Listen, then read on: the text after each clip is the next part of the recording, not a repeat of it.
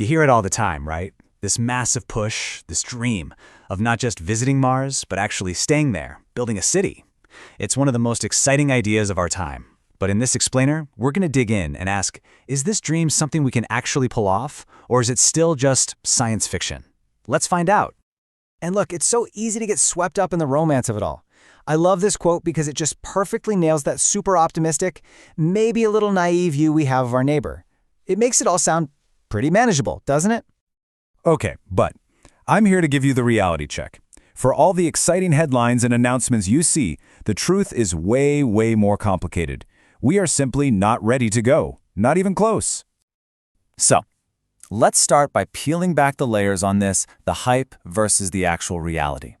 You know all those dates you hear tossed around like 2026 or 2029? Well, those dates aren't based on us being ready. They're based on orbital mechanics. It's just about when Earth and Mars get closest, making for the shortest trip. And this analogy just hits the nail on the head. It's completely backwards, right? Picking a date just because you can launch isn't a plan. It totally ignores the mountain of fundamental problems we haven't even begun to solve about getting there, let alone, surviving. And that lack of a real plan is a terrifying problem, because Mars isn't just some empty desert waiting for us to show up. No, it is an actively hostile environment. It's a world that feels like it was almost perfectly designed to kill any unprotected human. For starters, let's talk temperature. The average is a bone-chilling minus 63 degrees Celsius. That is colder than the absolute coldest places on Earth. We're talking a bitter, relentless, year-round cold that's so extreme it can literally freeze carbon dioxide right out of the air. And speaking of the air, well, there basically isn't any. The atmospheric pressure on Mars is less than 1% of what we have on Earth. If you stepped outside without a specialized suit, you'd basically be in a vacuum. Your blood would literally boil. But maybe the most dangerous threat is the one you can't even see or feel: radiation. See, here on Earth, our thick atmosphere and magnetic field act like this amazing shield, blocking all these deadly cosmic rays from space. Mars? It has none of that. Its surface is constantly being blasted by high-energy particles. For anyone trying to live there, that means a huge, huge increase in cancer risk. And the list just keeps going. The soil itself? It's poisonous, filled with chemicals called perchlorates. The water you'd need to survive? It's all there, but it's frozen solid, buried deep underground. And then there's the dust, this microscopic, clinging dust that can whip up into planet-wide storms, blotting out the sun for months and choking any solar-powered equipment to death. So with all that, how do you even begin to solve these problems? Well, here's the crucial point. You can't solve them for the first time on Mars. That would be a suicide mission. Before we even think about launching, we need to practice right here on Earth. We need training wheels for an entire planet. And the challenges aren't just about technology, they're deeply, deeply human. Seriously, forget the radiation and the cold for just a second, and ask yourself this: could you really be sealed in a tiny space with the exact same few people for years on end, under constant stress, knowing that one mistake means everyone dies? That psychological pressure might be the biggest hurdle of all. This is exactly why we run Mars analog missions.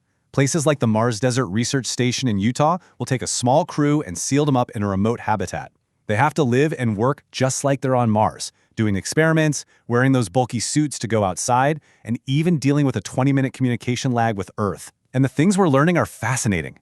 One study found that the best-performing crew wasn't the one with the most skilled engineers, but the one that had a great sense of humor and organized movie nights. It's an amazing reminder that on a deadly planet, human connection might just be your most important survival tool. Okay, so let's imagine we've done all our homework, we've practiced, we're finally ready to go. Now we face the next huge task, actually building a home there.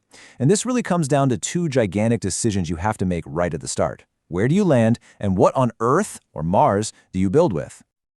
All right, let's put you in the commander's seat for a second. The entire surface of Mars, this whole new world, is in front of you.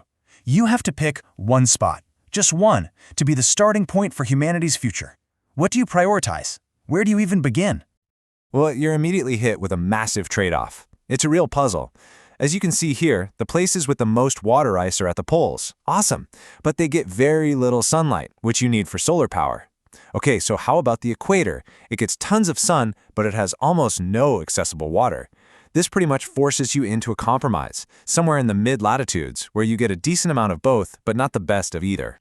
So based on that balancing act, researchers have kind of zeroed in on a few promising spots. Arcadia Planitia is one. It's got these wide, flat plains with lots of ice just under the surface. But a real leading candidate is a place called Deuteronilis Mensae. It's a region that has actual glaciers, which could offer a fantastic balance of all the resources you need to get started. So you've landed. Now what? You can't exactly bring a Home Depot with you. The cost of shipping materials from Earth is just astronomical. This is where this really cool concept comes in situ resource utilization, or ISRU. It's a fancy term for a simple, revolutionary idea. Live off the land. You have to use Martian dirt, ice, and air to build what you need. And this necessity has sparked some absolutely incredible ideas. On one hand, you have the homestead plan, which is more traditional. You'd use heavy robots to dig into hillsides for radiation shielding and then bake the Martian soil into bricks. But then there's a much wilder idea: myco-architecture. The plan? You'd pack a genetically engineered fungus, add some water once you're on Mars, and literally grow your habitat. It would form this tough, sealed, living structure. How cool is that? So it's pretty clear that building a city on Mars isn't totally impossible, but the path to get there is just filled with some of the greatest scientific, engineering, and human challenges we have ever faced. So after hearing all this, I'm curious, what do you think is the single biggest hurdle we still have left to clear? Thanks for joining us.